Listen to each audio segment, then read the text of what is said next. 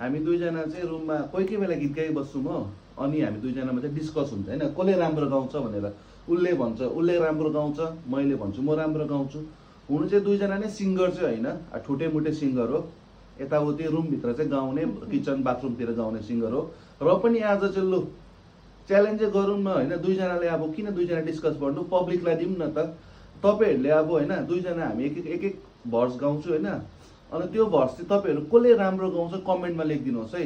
अनि कमेन्ट चाहिँ एकदम फेयर होइन, मेरो साथीभाइ अब 6 लाख फलोवर्स छ भनेर मलाई कमेन्ट नलेखिदिनुहोस् होइन।